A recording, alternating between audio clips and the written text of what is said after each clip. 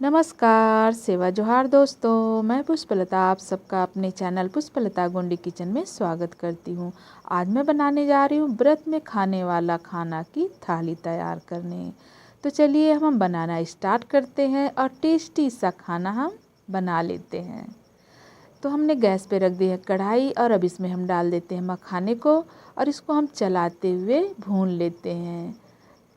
तो इसको इतना भूनना है कि जो ये बिल्कुल कुरकुरे से हो जाए, बस इतना ही भून के हमें इसे तैयार करना है। तो देख सकते हैं इसको हम बराबर चलाते हुए भून रहे हैं और मखाने भून चुके हैं। अब इसे हम निकाल करके ठंडा कर लेंगे और कढ़ाई में हम डाल देते हैं 2 सूखी लाल मिर्च। इसको हम भून लेते हैं। अगर आप सूखी लाल मिर्च नहीं खाते हैं तो आप इसे ना डालें। और अब इसमें हमने धनिया और जीरा डाल लिए, इसको भी भून के तैयार कर लिए और ठंडा करके इसे हम पीस लेंगे। तो चलिए अब हम मिक्सर जार में इसे डाल करके पीस लेते हैं। इसको हम फटाक से पीस के तैयार कर लेते हैं। तो देख सकते हैं इसको हमने पीस लिए हैं। अब इसे बाउल में हमने निकाल लिए हैं और अब हम दूसरी वाले जार में हम इसमें धनिया पत्ती डाल करके ज़्यादा सी और 2 जो है हरी मिर्च इसमें हम डाल देंगे और अदरक के टुकड़े डाल देंगे और इसको भी हम कवर करके पीस लेते हैं थोड़ा पानी डाल करके। तो इसको हम पीस के तैयार कर लेते हैं। तो देख सकते हैं इसको भी हमने तैयार कर लिए, इसको हम बाउल में निकाल लिए हैं और अब हम 2 टमाटर को मोटा मोटा कट करके इसको भी हम मिक्सर जार में डाल करके चला लेते हैं। तो इसको भी हमने पीस लिए हैं और कढ़ाई में हमने रख दी है, इसमें हम डाल देते हैं घी और घी जो है मेल्ट हो चुका है और अब इसमें हम डाल देते हैं पनीर। तो पनीर को हम हल्का सा गोल्डन ब्राउन जो है कर लेते हैं। तो देख सकते हैं गोल्डन ब्राउन हो चुकी है और अब इसे हम निकाल लेंगे। ज़्यादा इसे है और हम नहीं इसे फ्राई करेंगे। तो चलिए इसको हम निकाल लेते हैं और इसी घी में हम जीरा डाल देते हैं और पिसे हुए हम इसमें टमाटर डाल देंगे। तो हमने टमाटर एकदम पके वाले लिए थे और अब इसको हम चलाते हुए भून लेते हैं। तो इसको हम बराबर चलाते हुए भून के तैयार कर लेते हैं, फिर इसके बाद हम आपको दिखा देते हैं। तो देख सकते हैं हम टमाटर जो है भून चुका है और अब इसमें हम डाल देते हैं जो हरी पत्ती वाली धनिया हमने पीसे थे उसको इसमें डाल करके इसको भी इसमें मिलाते हुए भून के तैयार कर लेंगे। इसको हम चलाते हुए भून के तैयार करेंगे। तो देख सकते हैं मसाला जो है भून के तैयार हो चुका है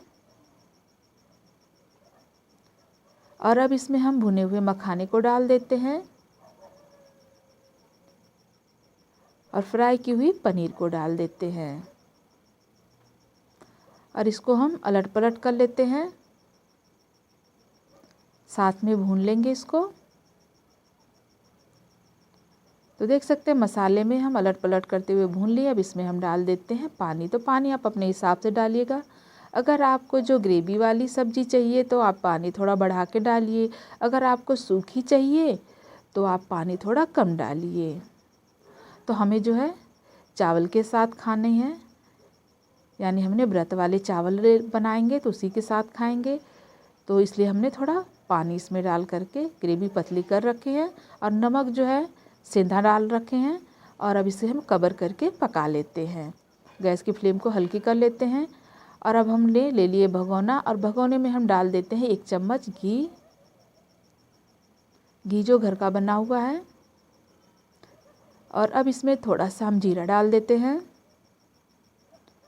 तो देख सकते हैं जीरा जो चटक चुका है और ये हमने ले रखे हैं व्रत वाले चावल, जो हम लोगों की तरफ जो बोलते हैं तिन्नी के चावल, और अब इसमें हम डाल देते हैं। तो इसको हम जीरा राइस बना के तैयार कर लेते हैं। इसको घी में हम हल्का सा भून लेते हैं और भूनने के बाद इसमें हम डाल देंगे पानी। तो इसमें हम पानी डाल देते हैं और इसे इस तरीके से हम मिला लेते हैं।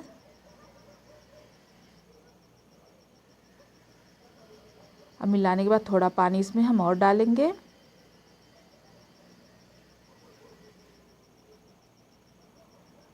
और अब इसे हम कवर करके पका लेंगे। तो जब तक चावल पकता तब तक हम सब्जी को देख लेते हैं। तो देख सकते हैं सब्जी जो बहुत ही बढ़िया से पक रही है। तो इसको हम मिक्स कर लेते हैं कुछ इस तरीके से। और सब्जी जो है लगभग पक कर के तैयार हो चुकी है। और अब हमने जो मसाले को पीस के रखे थे ना, भुने हुए मसाले को, उसको हमने 1 चम्मच डाल दिया। इसको भी इसमें अब मिक्स कर लेते हैं। अब इसे हमें ज़्यादा नहीं पकाना है। और ऊपर से हम डाल देंगे धनिया पत्ती। और अब इसे हम कवर कर लेंगे और गैस की फ्लेम को बंद कर देंगे। सब्जी हो चुकी है तैयार। और अब हम चावल देख लेते हैं। तो देख सकते हैं चावल भी बन के तैयार हो चुका है। बहुत ही बढ़िया बना हुआ, खिला खिला सा। अब इसका भी हम साइड का गैस बंद कर लेते हैं। और अब हम फिर से रख लेते हैं एक भगोना। इसमें एक छोटी बाउल हम डाल देते हैं चीनी। और चीनी को हम ऐसे ही मेल्ट कर लेते हैं। तो देख सकते हैं मेल्ट हो चुकी है। और अब इसमें हम डाल देंगे गरम दूध। इससे कलर भी इसका जो है गोल्डन ब्राउन हो जाएगा। और खाने में तो बहुत ही टेस्टी लगेगी, बिल्कुल सोंधा सोंधा सा। तो दूध हम थोड़ा ऊपर आ रहा था तो हमने रोक दिए थे। फिर थोड़ा दूध हम इसमें डाल देते थे। इसमें हमने 1 लीटर जो है दूध डाले हैं। और जो हमने चावल बचा के रखे थे ना धुले हुए, बस अब उसको हम डाल देते हैं। और अब इसे हम चला लेंगे। और अब इसे हम कुछ देर पका लेते हैं जब तक चावल जो है गल ना जाए। इसको हम जो है पका लेते हैं। तो देख सकते हैं चावल जो बहुत ही बढ़िया से पक चुका है। इसका कलर भी बहुत ही बढ़िया आ रखा है। तो थोड़ी देर इसे हम और पका लेते हैं। और ऊपर से हम डाल देते हैं भुने हुए मखाने, बारीक कटी हुई बादाम, बारीक कटा हुआ काजू। और अब इसे हम मिक्स कर लेंगे। थोड़ी देर से और हम पका लेते हैं।